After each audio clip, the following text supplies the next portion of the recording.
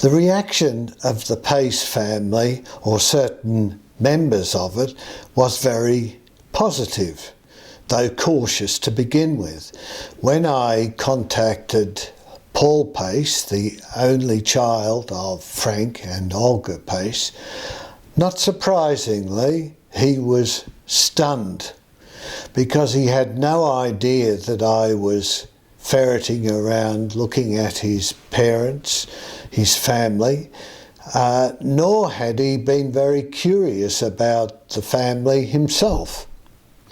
He wanted 24 hours to think about whether he would talk to me, but he did, and when I went round to see him, he told me that yes, he knew that his father had been married once before to a Miss Cox, but he didn't know anything else. He didn't know, for instance, that his parents had been missionaries. He knew very little about their time in India, and he admitted that he was not a curious man.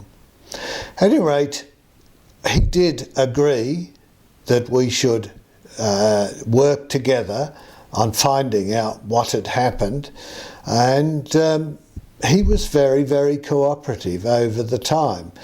Now, there was another branch of the family which started off being cooperative, but then someone who had married into the family had taken it upon himself to be offended on behalf of all members of the Paice family and on behalf of Christianity in general. There was one other aspect of the story, and that was Frank's brother, George.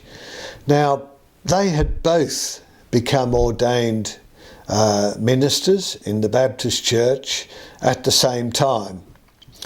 George was seriously upset about what had happened in India with Frank, and he took it so seriously and was so upset that he left his post, his church in Melbourne, and went to a remote part of South Australia to get away from the scandal. And as far as I know, he never spoke to Frank again.